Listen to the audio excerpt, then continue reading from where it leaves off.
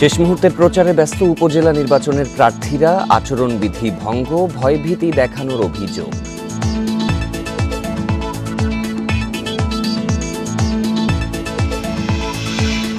সুন্দরবনের 50 থেকে 60টি পয়েন্টে জ্বলছে আগুন, চলছে নেভানোর চেষ্টা। কারণ জানতে তদন্ত কমিটি।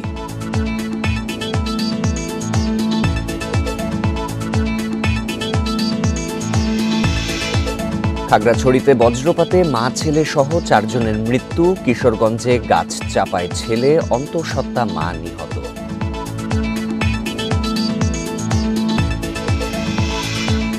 কাল থেকে থাকবে না তাপপ্রবাহ, সারা দেশে 1 সপ্তাহ বৃষ্টির পূর্বাভাস। বজ্রপাত নিয়ে সতর্কতার আহ্বান।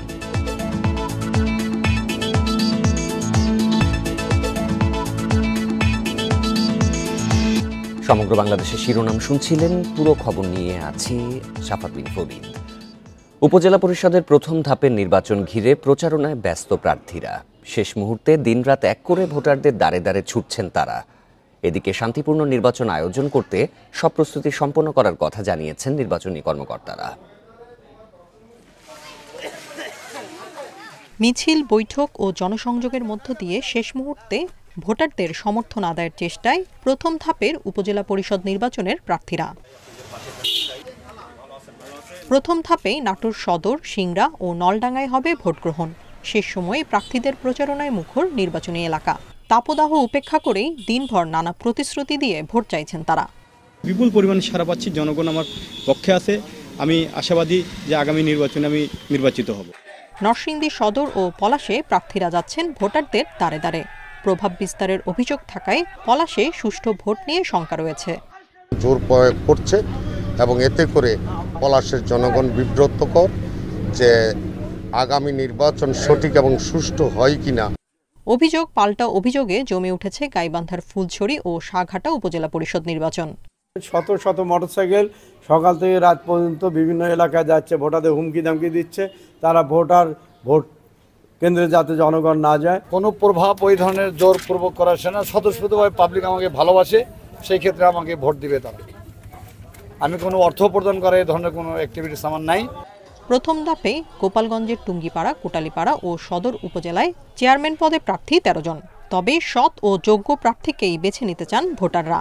ভোট দিব যাকে আমি সবসময় পাশে পাবো, শুধু যে ভোটের সময় এমনটা না। পিরোজপুরের 3 উপজেলায় প্রচারণায় ব্যস্ত 33 প্রার্থী। সুনামগঞ্জের দিরাই ও সাল্লায় ভোটারদের বাড়ি না পেয়ে ফসলের মাঠেই হাজির হচ্ছেন প্রার্থীরা।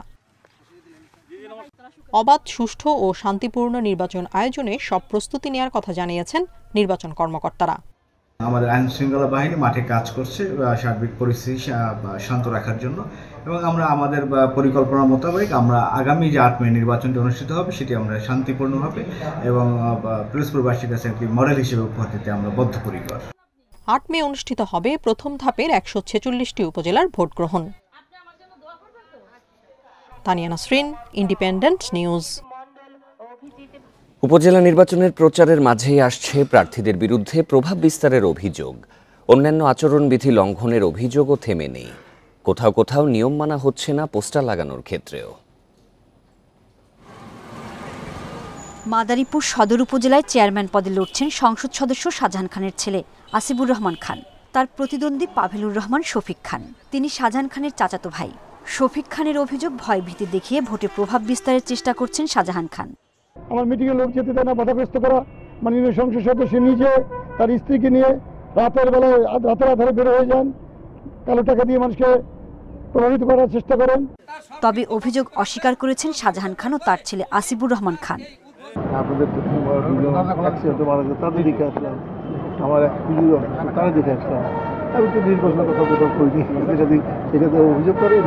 প্রার্থীর পিছেও কিন্তু প্রচুর পরিমাণে প্রভাব বিস্তারকারী ব্যক্তিরাও কিন্তু তার সাথে জড়িত আছে। শুধু আমরাই প্রভাব বিস্তার করি এই কথারই সম্পূর্ণ মিথ্যা। প্রথম ধাপের উপজেলা নির্বাচনে ময়মনসিংহে ভোট হচ্ছে ফুলপুর, হালুয়াঘাট ও ধোবাউড়ায়। এরই মধ্যে ফুলপুরে প্রভাব বিস্তারের অভিযোগ উঠেছে প্রতিদ্বন্দ্বী প্রার্থীর বিরুদ্ধে। যদিও সুষ্ঠু পরিবেশের আশ্বাস দিয়ে নির্বাচন কর্মকর্তারা বলছেন, ভোটে কারো পেশি শক্তি ব্যবহারের সুযোগ নেই। বইয়ে ভোট দিবেন, আপনার পছন্দের প্রার্থীকে ভোট দিবেন। এখানে যদি কোনো প্রকার কেউ যদি কোনো প্রকার পেশি শক্তি অথবা আচরণবিধি লঙ্ঘন করার চেষ্টা করে, তাহলে অবশ্যই সেখানে আমরা আইনগতভাবে ব্যবস্থা নেব। এদিকে আচরণবিধি লঙ্ঘনের অভিযোগ উঠেছে গোপালগঞ্জ সদর উপজেলায়। দেয়ালে পোস্টার সাটানোর পাশাপাশি মাইকিং চলছে গভীর রাত পর্যন্ত। সোহেলি জাহান, ইন্ডিপেন্ডেন্ট নিউজ। উপজেলা নির্বাচনের আরও খবর জানাতে নরসিংদী ও নাটোর থেকে এবার যোগ দেবেন সহকর্মীরা। শুরুতেই যাব নরসিংদীতে, সেখানে রয়েছেন সহকর্মী মোহাম্মদ আসাদুজ্জামান। আসাদ, নরসিংদীতে যারা প্রার্থী রয়েছেন তারা শেষ মুহূর্তের প্রচারণায় কি বলছেন? আচরণবিধি ভঙ্গের বেশ কিছু অভিযোগ পাওয়া গেছে, সেগুলোর ব্যাপারে তারা কি বলছেন?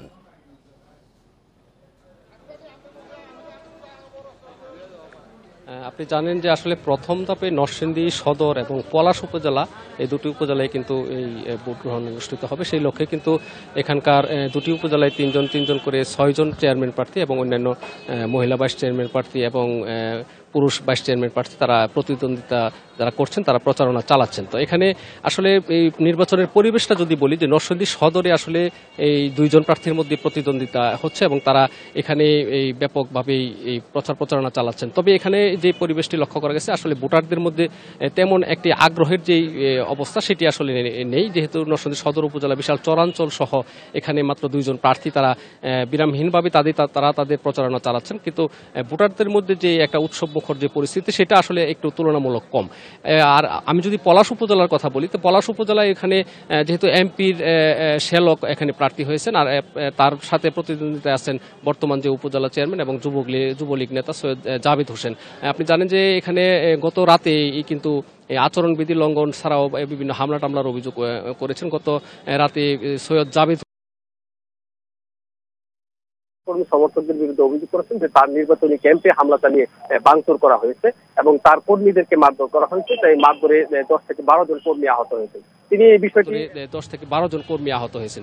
তিনি এই বিষয়টি সাথে সাথে পুলিশ বিভাগকে জানিয়েছেন। পুলিশ তাৎক্ষণিকভাবে ঘটনাস্থল পরিদর্শন করেছে এবং তিনি যেটি জানিয়েছেন যে তো আসলে এই নির্বাচনী যে পরিবেশটা সেটি আসলে সদরে যে অনেকটা নিরুত্তাপ আর পলাশ উপজেলায় অনেকটা উত্তপ্ত পরিস্থিতি, যেহেতু ওইখানে আচরণবিধি লঙ্ঘন সহ নানা ধরনের ভয়ভীতি দেখানোর যে অভিযোগ সেটি করা হচ্ছে।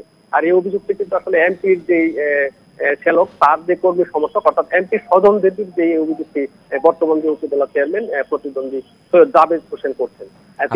আমাদের সাথেই থাকবেন, আপনি আরো তথ্য সংগ্রহ করতে থাকুন। এবার নাটোরের পরিস্থিতি জানাতে যোগ দিচ্ছেন সহকর্মী বাপ্পি লাহিড়ী। বাপি, নাটোরের নির্বাচনী পরিবেশ কেমন দেখা যাচ্ছে? গুরুত্বপূর্ণ কেন্দ্রগুলোর ব্যাপারে আইন শৃঙ্খলা বাহিনী কি ব্যবস্থা নিচ্ছে? আগামী 8 মে কিন্তু নাটোরের 3টি উপজেলায় নির্বাচন অনুষ্ঠিত হবে। এর মধ্যে কিন্তু যেমন নাটোরের সিংড়া উপজেলায় বিনা প্রতিদ্বন্দ্বিতায় দেলোয়ার হোসেনকে নির্বাচিত ঘোষণা করেছে নির্বাচন কমিশনের পক্ষ থেকে বেসরকারিভাবে। এর বাইরে 2টি উপজেলা নাটোর সদর এবং নলডাঙ্গা উপজেলার যে নির্বাচনে কিন্তু এখন পর্যন্ত শান্তিপূর্ণ পরিবেশে আমরা নির্বাচনের যে প্রচারণা তা আমরা দেখেছি। একটি বিচ্ছিন্ন ঘটনাও কিন্তু ঘটেছে। আসলে সেইগুলোকে আইন শৃঙ্খলা বাহিনীরা তেমন কোনো গুরুত্ব দিচ্ছে না, যে শুধুমাত্র যে প্রার্থীর সমর্থকদের মধ্যে হাতাহাতির একটি ঘটনা, এর বাইরে তেমন কিছু ঘটনা ঘটেনি।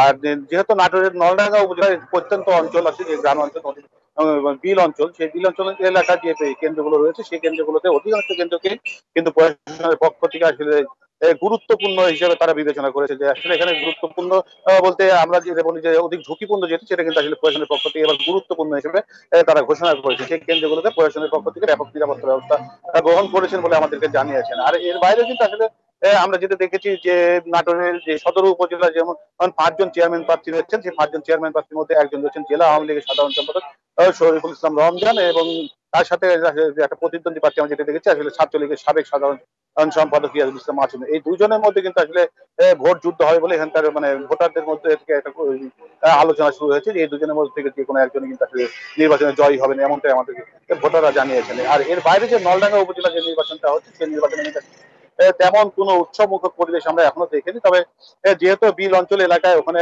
এখন কিন্তু আসলে ফসলের ধান কাটা নিয়ে সবাই ব্যস্ত, যার কারণে ভোট নিয়ে আসলে মানুষের মধ্যে তেমন কোনো উৎসব আনন্দ কোনোটাই আমরা এখনো দেখিনি। তবে প্রার্থীরা যারা রয়েছেন তারা কিন্তু আসলে এই রোদকে উপেক্ষা করে যারা কিন্তু আসলে ভোটারদের কাছাকাছি বিল অঞ্চলে তারা এমনকি কৃষি জমিতে গিয়েও কিন্তু ভোট প্রার্থনা করছেন, আমরা এই দৃশ্যগুলো দেখেছি।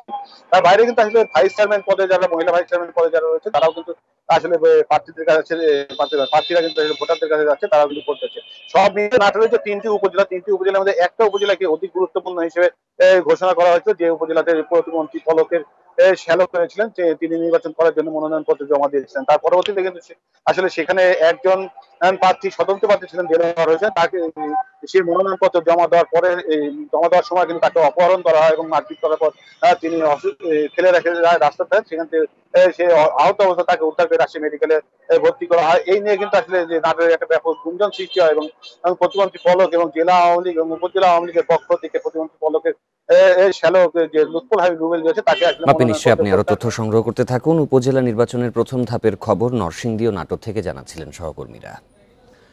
বরিশাল সদর এবং বাকেরগঞ্জ উপজেলা নির্বাচনে এবার ৬৬% ভোট কেন্দ্রকে গুরুত্বপূর্ণ হিসেবে চিহ্নিত করা হয়েছে। পাল্টাপাল্টি অভিযোগও আছে প্রার্থীদের। নির্বাচনের সহিংসতা ঠেকাতে জোরদার করা হয়েছে নিরাপত্তা। প্রথম ধাপের উপজেলা নির্বাচন ঘিরে প্রচার চলছে বরিশাল সদর ও বাকেরগঞ্জে। সদরের চেয়ারম্যান, ভাইস চেয়ারম্যান ও মহিলা ভাইস চেয়ারম্যান পদে প্রার্থী ১২ জন। বাকেরগঞ্জ উপজেলায় প্রতিদ্বন্দ্বী প্রার্থী ৯ জন। তবে নির্বাচনী পরিবেশ নিয়ে পাল্টাপাল্টি অভিযোগ আছে প্রার্থীদের। এর মধ্যে সদর উপজেলার কাগাসুর ইউনিয়নে ২৯ এপ্রিল সংঘাতে জড়ান চেয়ারম্যান প্রার্থী মাহবুবুল হক মামুন ও SM জাকির হোসেনের সমর্থকেরা। ১ মে দুই পক্ষের সংঘর্ষ হয় জাগুয়া ইউনিয়নে। রাসেল মুন্সি এসে আমার রানা শরীফকে মারধর শুরু করে, ইতালি শহীদকে মারধর শুরু করে। ইতালি শহীদকে বলে তুই ১২ লাখ টাকা দিবি, আর না হলে তুই নির্বাচন থেকে সরে যাবি। এখানে মাফিয়া ডনরা ইলেকশন করছে, তারা বরিশালের স্থানীয় উপজেলার জনগণও না, তারা বিভিন্ন জায়গা থেকে উড়ে এসেছে, হিউজ পরিমাণ টাকা ছড়াচ্ছে। সুষ্ঠু নির্বাচন হবে ইনশাল্লাহ, মানুষ যাতে ভোট দিতে যায় আমরা সেই চেষ্টা করতেছি। বরিশাল সদরের ৬৮টি কেন্দ্রের মধ্যে ৪৭টি এবং বাকেরগঞ্জের ১১৩টি ভোট কেন্দ্রের মধ্যে ৭৩টি গুরুত্বপূর্ণ হিসেবে চিহ্নিত করা হয়েছে। নির্বাচন ঘিরে সংঘাত ঠেকাতে নিরাপত্তা জোরদার করা হয়েছে দুই উপজেলায়। পরিপত্র অনুসারে আমার হয়তো ৬০০-র মতো ফোর্স লাগার কথা, বাট আমি প্রায় ডাবল ফোর্স আমি এখানে ডিপ্লয় করব। ডাবল ফোর্স ডিপ্লয় করার উদ্দেশ্য হচ্ছে আমরা প্রত্যেকটা সেন্টারকে আমরা সিকিউর করব। কিন্তু এই মধ্যে স্প্লিট করা হচ্ছে, কিন্তু আমার জেলার অন্য সকল ফোর্সকে আমি একসাথে মোবিলাইজ করে প্রতিটি কেন্দ্র ওয়াইজ আমরা সর্বোচ্চ আমার পরিপত্রের চাইতেও বেশি সংখ্যক ফোর্স দিয়ে আমরা এই নির্বাচনের সম্পাদন করতে পারবো বলে আমি বিশ্বাস করি। বরিশাল সদর ও বাকেরগঞ্জ উপজেলা নির্বাচনের ভোট গ্রহণ ৮ মে। দুই উপজেলায় মোট ভোটার ৭,৬৯,০০০। Independent news. নরসিংদীর পলাশে চেয়ারম্যান প্রার্থী সৈয়দ জাবেদ হোসেনের নির্বাচনী ক্যাম্পে হামলার ঘটনা ঘটেছে। এ সময় প্রার্থীর কর্মী সমর্থকদের মারধর করা হয়। শনিবার রাতে গজারিয়া ইউনিয়নের আমতলা বাজারে এই ঘটনা ঘটে। চেয়ারম্যান প্রার্থী সৈয়দ জাবেদ হোসেনের অভিযোগ, রাত ৯টার দিকে আমতলা এলাকায় তার প্রতিদ্বন্দ্বী চেয়ারম্যান প্রার্থী শরীফুল হকের সমর্থকেরা মিছিল নিয়ে যাওয়ার সময় তার নির্বাচনী ক্যাম্পে হামলা চালায়। এ সময় তারা ক্যাম্পে থাকা চেয়ার টেবিল ভাঙচুর করে, খুলে নিয়ে যায় পোস্টার ও ব্যানার। মিছিলকারীরা তার কর্মী ও সমর্থক কয়েকজনকে মারধর করারও অভিযোগ করেন তিনি। হামলার খবর পেয়ে পুলিশ ঘটনাস্থল পরিদর্শন করেছে বলে জানিয়েছেন পলাশ থানার ভারপ্রাপ্ত কর্মকর্তা ইখতিয়ার উদ্দিন। কয়েকটি চেয়ার ভাঙচুর করার ঘটনা হয়েছে, তবে মারধরে কেউ আহত হয়নি জানিয়ে বিষয়টি তদন্ত করে দেখার আশ্বাস দেন তিনি। প্রধানমন্ত্রী শেখ হাসিনা বলেছেন, ১৫ আগস্টের পর মানুষের আস্থা ও বিশ্বাস হারিয়েছিল বাংলাদেশ সেনাবাহিনী, তবে জনগণের পাশে দাঁড়িয়ে আস্থা ও বিশ্বাস অর্জন করতে সক্ষম হয়েছে। সকালে ঢাকা সেনানিবাসে নবনির্মিত armed forces institute of pathology AFIP ভবন এবং আর্মি সেন্ট্রাল অডিটোরিয়াম সেনা প্রাঙ্গণের উদ্বোধন করে তিনি একথা বলেন। দেশের বিভিন্ন খাতে উন্নয়নের পাশাপাশি সেনাবাহিনীকেও আধুনিক, দক্ষ ও যুগোপযোগী বাহিনী হিসেবে গড়ে তোলা হচ্ছে বলেও জানিয়েছেন প্রধানমন্ত্রী। তিনি বলেন, জাতির পিতা বঙ্গবন্ধু শেখ মুজিবুর রহমানের সোনার বাংলা গড়ার স্বপ্নকে হৃদয়ে ধারণ করে বর্তমান সরকার কাজ করছে।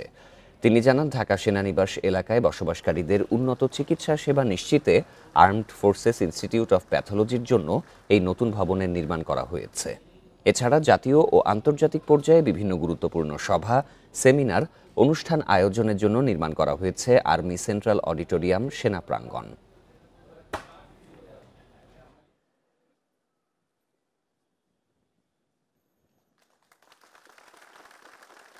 আমাদের সেনাবাহিনী আজকে জনগণের পাশে দাঁড়ায়, জনগণের আস্থা বিশ্বাস অর্জন করেছে। ৭৫ 15 আগস্টের পরে সেনাবাহিনীর উপরে যে আস্থা এবং বিশ্বাস সাধারণ মানুষ কিন্তু হারিয়ে ফেলেছিল। আমার প্রচেষ্টা ছিল যে সেনাবাহিনীর প্রতি আমাদের সাধারণ মানুষের একটা আস্থা বিশ্বাস যেন সৃষ্টি হয়, যেটা যে কোনো একটা সেনাবাহিনীর জন্য একান্তভাবে জরুরি, স্বাধীনতা সার্বভৌমত্ব রক্ষার জন্য প্রয়োজন। নিরাপদ ও জীবাণুমুক্ত পরিবেশে সামুদ্রিক মাছ আহরণ ও প্রক্রিয়াজাতকরণ নিশ্চিতে সরকার কাজ করে যাচ্ছে বলে জানিয়েছেন মৎস্য ও প্রাণী সম্পদ মন্ত্রী আব্দুর রহমান। দুপুরে চট্টগ্রামের কর্ণফুলীতে মৎস্য বন্দরে অকশন শেড ও নতুন ভবন নির্মাণ কার্যক্রমের ভিত্তিপ্রস্তর স্থাপন অনুষ্ঠানে তিনি একথা বলেন। এ সময় মন্ত্রী বলেন, ব্লু ইকোনমিকে পুরোপুরি কাজে লাগাতে চায় সরকার এবং তারা এ বিষয়ে বদ্ধপরিকর। এজন্য নতুন ধরনের পরিকল্পনা নিয়ে সামুদ্রিক মৎস্য আহরণ ও প্রক্রিয়াজাতকরণ নিয়ে ভাবা হচ্ছে। সেই সাথে বিভিন্ন পরিকল্পনা বাস্তবায়নের পথে আছে। ভবিষ্যতে সামুদ্রিক মাছের গুণগত মান বৃদ্ধিতে আরও পরিকল্পনা সরকারের রয়েছে বলেও জানান তিনি। পরে মন্ত্রী ফিশারিজ একাডেমিতে সামুদ্রিক মৎস্য আহরণ ও প্রক্রিয়াজাতকরণে সংশ্লিষ্টদের সাথে মত বিনিময় করেন।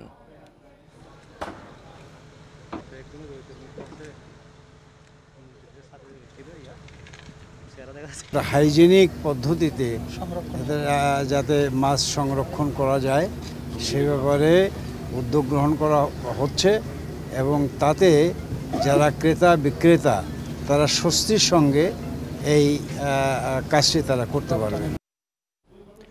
সুন্দরবনের অন্তত 50 থেকে 60টি পয়েন্টে বিক্ষিপ্তভাবে আগুন দেখা যাচ্ছে বলে জানিয়েছেন বন কর্মকর্তারা। আগুন নেভাতে যৌথভাবে কাজ করছে ফায়ার সার্ভিস, বন বিভাগ, নৌবাহিনী ও কোস্টগার্ড। পূর্ব সুন্দরবন বিভাগের বিভাগীয় বন কর্মকর্তা কাজী মোহাম্মদ নুরুল করিম জানান, সকাল 8টা থেকে ফায়ার সার্ভিসের 3টি ইউনিট কাজ শুরু করে। পরে যোগ দেয় ফায়ার সার্ভিসের আরও 2টি ইউনিট। এছাড়া অত্যাধুনিক সরঞ্জাম নিয়ে কাজ করছে নৌবাহিনী ও কোস্টগার্ড। পূর্ব সুন্দরবনের চাঁদপাই রেঞ্জের আমুরবুনিয়া এলাকায় বিভিন্ন পয়েন্টে ছড়িয়ে ছিটিয়ে আগুন দেখা যাচ্ছে উল্লেখ করে বন কর্মকর্তারা জানিয়েছেন, ভোলা নদী থেকে পানি এনে আগুন নেভানোর চেষ্টা চলছে। আগুন লাগার কারণ ও ক্ষয়ক্ষতি নিরূপণে 3 সদস্যের একটি তদন্ত কমিটি গঠন করা হয়েছে। এর আগে শনিবার দুপুরে পূর্ব সুন্দরবনের চাঁদপাই রেঞ্জের আমুরবুনিয়া এলাকায় আগুন দেখতে পান স্থানীয়রা।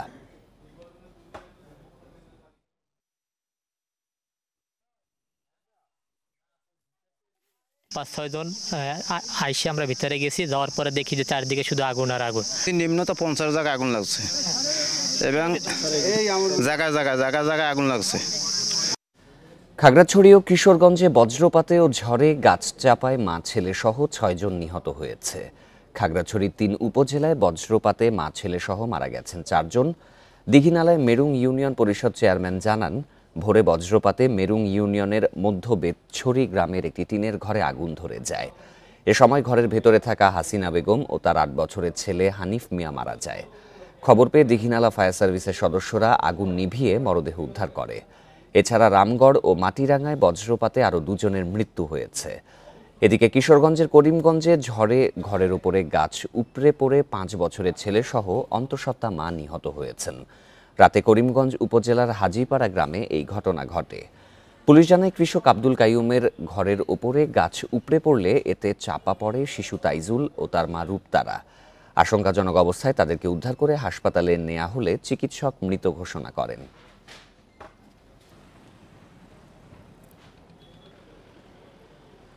কাল থেকে সারা দেশে হতে পারে বৃষ্টি, এতে কমে আসবে গরমের তীব্রতা। আবহাওয়া অফিস বলছে, থেমে থেমে বৃষ্টি চলবে 1 সপ্তাহ। সোমবার থেকে টানা বৃষ্টির পাশাপাশি বজ্রপাতের আশঙ্কাও রয়েছে। তাই বজ্রপাতের সময় বাড়িতে সতর্ক থাকারও পরামর্শ দিচ্ছে আবহাওয়া অধিদপ্তর। দীর্ঘ তাপপ্রবাহের পর বৃষ্টি হওয়ায় কিছুটা কমেছে তাপমাত্রা, এরপরও গরম সহনীয় পর্যায়ে আসেনি। আবহাওয়া অধিদপ্তর জানিয়েছে, শনিবার সবচেয়ে বেশি বৃষ্টি হয়েছে ময়মনসিংহ বিভাগে 83 মিলিমিটার, সিলেটে বৃষ্টি 34 মিলিমিটার, আর ঢাকায় বৃষ্টিপাত হয়েছে খুবই সামান্য। ঢাকা, সিলেট এবং ময়মনসিংহ বিভাগে বৃষ্টিপাতের সম্ভাবনা রয়েছে। এছাড়াও সারা দেশে বিচ্ছিন্নভাবে কিন্তু বৃষ্টিপাত হওয়ার সম্ভাবনা আছে এবং সেই সঙ্গে আমাদের যে তাপপ্রবাহ ছিল সেটা প্রশমিত হলো। রোববারও ঢাকা, সিলেট ও ময়মনসিংহ বিভাগে বৃষ্টির পূর্বাভাস দিয়েছে আবহাওয়া অফিস।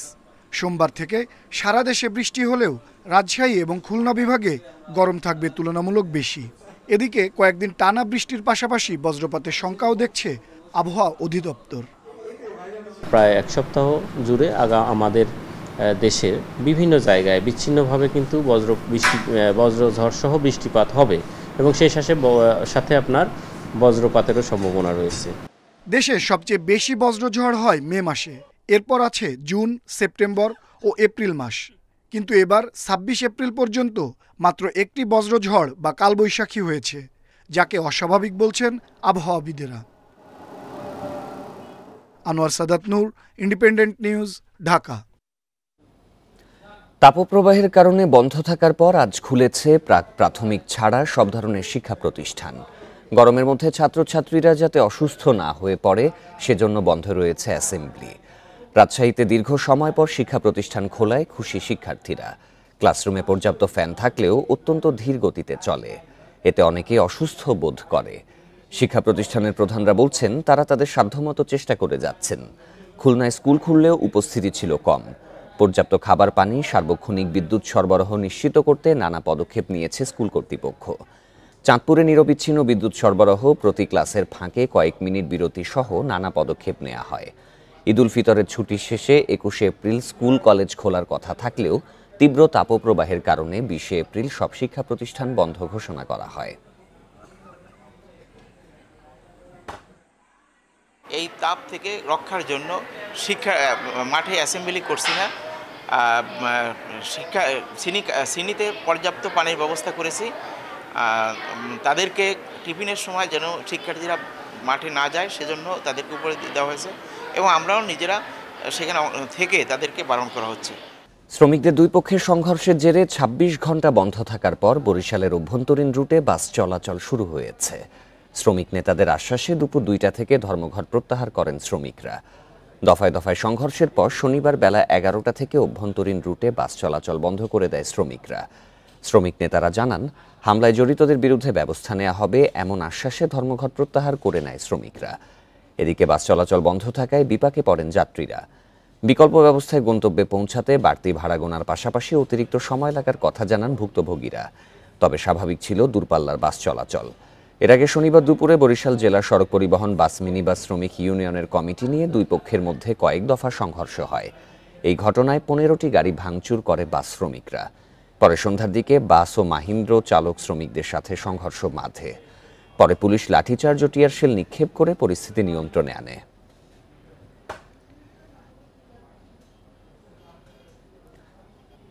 এদিকে ফরিদপুরের রেলওয়ে স্টেশনে কমিউটার ট্রেনের স্টপেজ দাবিতে অবস্থান কর্মসূচি পালন করেছেন স্থানীয়রা। ভোরে ফরিদপুর রেলওয়ে স্টেশনে রাজবাড়ী থেকে ছেড়ে আসা ঢাকাগামী চন্দনা কমিউটার ট্রেন এর গতিরোধ করেন আন্দোলনকারীরা। এ সময় তারা ফুল দিয়ে ট্রেনের পরিচালক সহ অন্যান্যদের শুভেচ্ছাও জানান। পরে তুলে ধরেন তাদের দাবির কথা। বিক্ষোভের মুখে প্রায় ১০ মিনিট ট্রেনটি সেখানে অবস্থান করে। পরে অবস্থানকারীরা সরে গেলে ৫টা ৫০ মিনিটের দিকে ভাঙ্গা হয়ে ঢাকার উদ্দেশ্যে ছেড়ে যায় ট্রেন। ঢাকার সাথে যোগাযোগ ব্যবস্থা সহজ করতে রাজবাড়ী ভাঙ্গা ঢাকা পথে আজ থেকে বাণিজ্যিকভাবে নতুন দুটি কমিউটার ট্রেন চালু হয়েছে। ভাঙ্গা জংশন, শিবচর, পদ্মা ও মাওয়া স্টেশনে ট্রেন দুটি থামার কথা রয়েছে।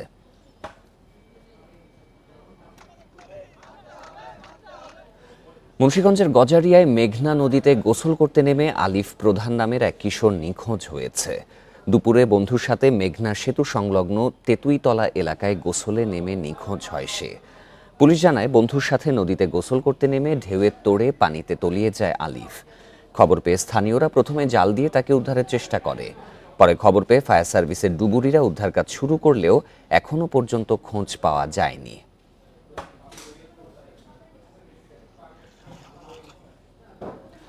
নোয়াখালীর মাইজদিতে একটি বেসরকারি হাসপাতালে ভুল চিকিৎসায় মা ও নবজাতকের মৃত্যুর অভিযোগ উঠেছে। এই ঘটনায় হাসপাতাল ভাঙচুর করেছে নিহতের স্বজনরা। শনিবার মাইজদি আধুনিক হাসপাতালে এই ঘটনা ঘটে। নিহতের স্বজনদের অভিযোগ, শুক্রবার দুপুরে আশিকা কবির নামে এক চিকিৎসক ওই নারীর সিজার করেন। এ সময় অতিরিক্ত রক্তক্ষরণ হলেও বিষয়টি গোপন করা হয়। পরে রাত 9:30টার দিকে রোগীর অবস্থা আশঙ্কাজনক হলে তাকে ঢাকায় পাঠানো হয়। শনিবার বিকেলে চিকিৎসাধীন অবস্থায় মারা যায় মা ও নবজাতক। এই ঘটনায় ক্ষিপ্ত হয়ে শনিবার রাতে হাসপাতাল ভাঙচুর চালায় স্বজন ও এলাকাবাসী।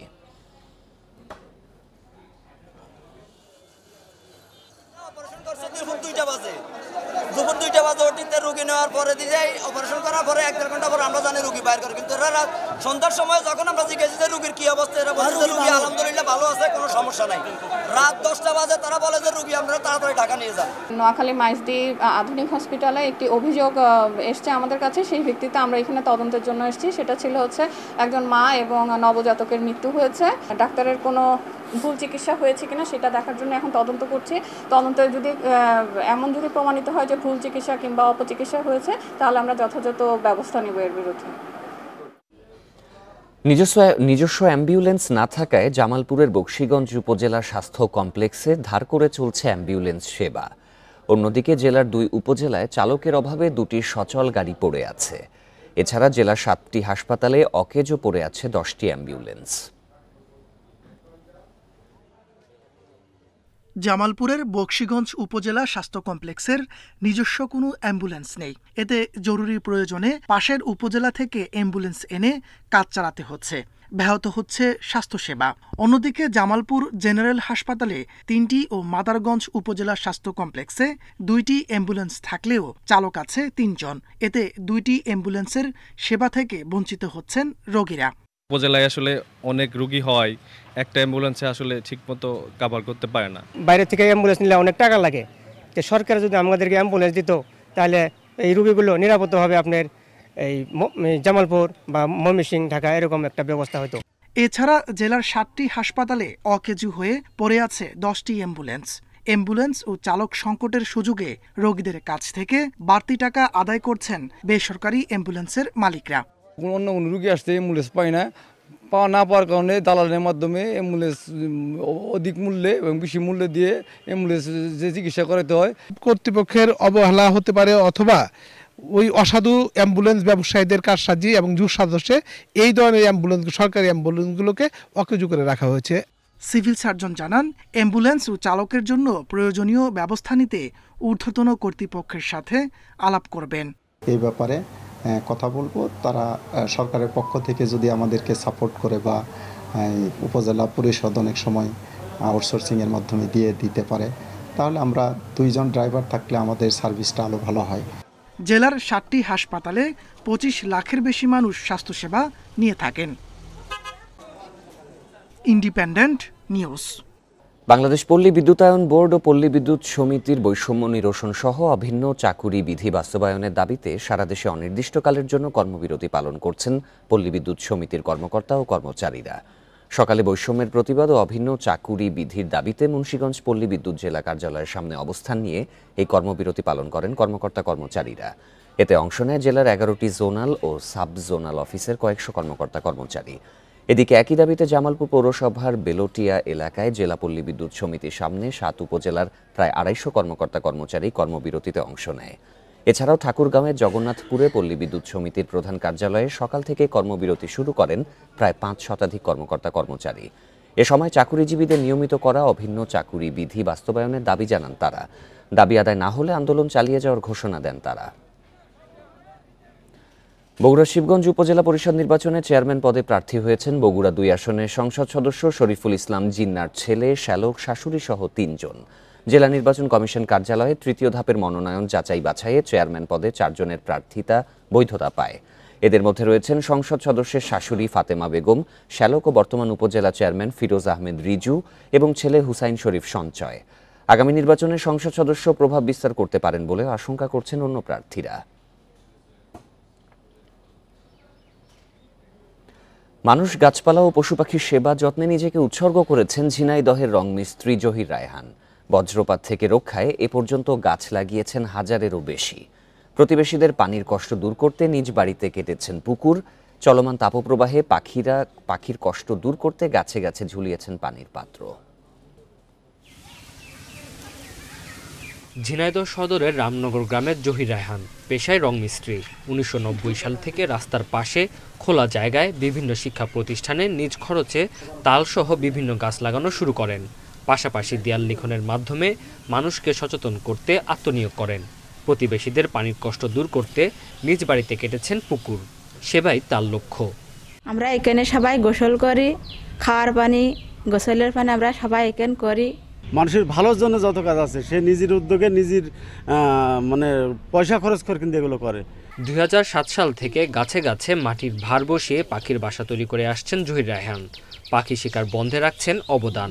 চলমান তাপ প্রবাহে পানির কষ্ট দূর করতে বিভিন্ন গাছে বসিয়েছেন শতাধিক পানির পাত্র। এখন প্রচুর খরা পড়ছে, এই খরায় পাখি বাঁচিয়ে রাখার জন্য সে আর একটা কাজ করছে, গাছে গাছে পাখিদের পানি খাওয়ার ব্যবস্থা করছে। পানির খুব সমস্যা, এবার গরমে এখানে গোসলের জন্য আছে গোসলখানা বা ছোট পুষ্করণী বানাইছে। স্থানীয় জনপ্রতিনিধি বলছেন তার দেখা দেখি অনেকে ভালো কাজে উৎসাহী হচ্ছে। সে একজন খুবই সাধারণ মানুষ, একজন রং মিস্ত্রি হিসেবে তার যে উন্নয়নমূলক কর্মকাণ্ড, আমি তার সার্বিক মঙ্গল কামনা করি এবং দোয়া করি সুস্থতা। সাদা মনের এই মানুষ জানান মানুষ ও পশু পাখির জন্য কাজের মাঝে আনন্দ খুঁজে পান। মোড়ে মোড়ে টিউবওয়েল পুঁতে দিই, গাছ লাগিয়ে দিই। 2007 থেকে গাছে গাছে পাখিদের জন্য বাসা তৈরি করে দিতাম। 1990 সাল থেকে আমি বৃক্ষরোপণ করে মানে সামাজিক যেগুলো কাজ আছে আর কি করে থাকি। লাইব্রেরি, মানুষকে সচেতন করার জন্য ওয়ালে ওয়ালে লেখা। আজীবন মানুষ ও পশু পাখির সেবায় কাজ করে যাওয়ার কথা জানান এই সমাজসেবী। Independent news. এই ছিল সমগ্র বাংলাদেশে সব খবরের বিস্তারিত জানতে চোখ রাখুন ফেসবুক, ইউটিউব এবং এক্সে। ধন্যবাদ সবাইকে।